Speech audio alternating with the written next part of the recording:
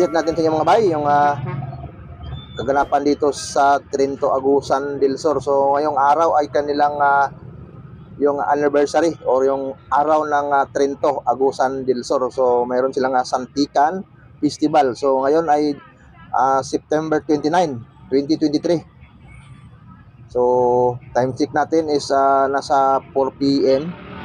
So bali nagkasabay yung event natin mga bay, yung isang gusto natin o isang grupo ay nandoon sa Santo Tomas, Davao del Norte. So nagsiselebrate din sila ngayon doon ng patronal fiesta. So mamaya pupunta tayo doon. Siguro nasa 2 oras yung biyahe. So tingnan natin ano yung kuwan doon. So doon tayo magstay.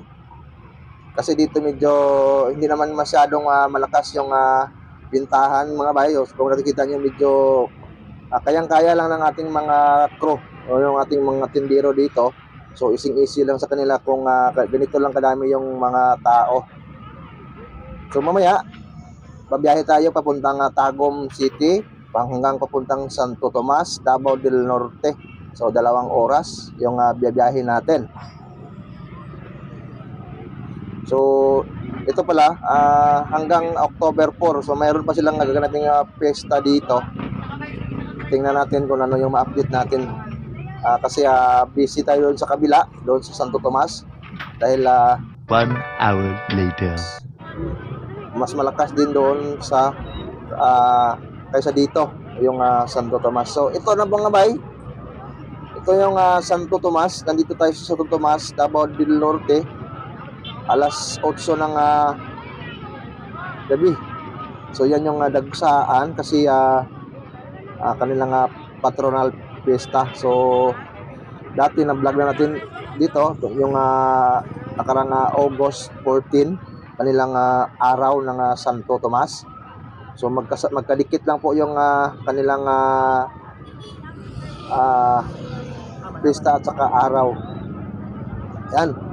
So shout out sa mga kababayan nating mga taga Santo Tomas. Sana kung mapanood yung video na to, huwag niyong kalimutan na i-subscribe ang ating YouTube channel. So yan kung makikita niyo mga bay, kung gusto niyo magnegosyo, update ko kayo palagi. Huwag niyong kalimutan na i-subscribe palagi yung ating YouTube channel. So dito, medyo peak hour na to kasi nasa mga 9:30. Kasi mayroong event doon sa loob ng cultural gym. Mayroong mga legend na legendary na mga PBA. So dati nanonood din tayo ng mga ganyan PBA sa sa TV. Yan. So dito medyo busy dito sa side na to, yung ating potato twister. At siyempre yung mango shake natin mga bay, hindi mabibitin. At saka yung ating burger. So yan yung mga silabol natin ng mga ating paninda. Ayan. So abang-abangan nyo ng mga bay, sa next natin na video is na doon tayo naman sa Davao Occidental. Mayroon silang gaganaping patronal fiesta October 7 natin October 7.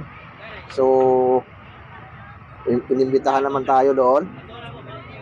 So pagkatapos dito, pull out tayo October 1. Pupunta tayo ng Davao Occidental. So sa Malita, Davao Occidental mga bay. So yan yung mango graham natin mga bay. Patok din siya. Napakamura lang, 40 pesos po yan mga bay. So DIY lang kayo mga bay. Kung gusto nyo magtuto ng ganitong mga negosyo, pwede nyo panoorin palagi yung mga video natin. At least meron kayong mga kukuhang idea kung paano gawin yung mga ganitong street food. Yan. So hindi kasi tayo makapag actual na pagluluto o yung pagdidemo sa inyo kasi medyo busy na po tayo mga bay.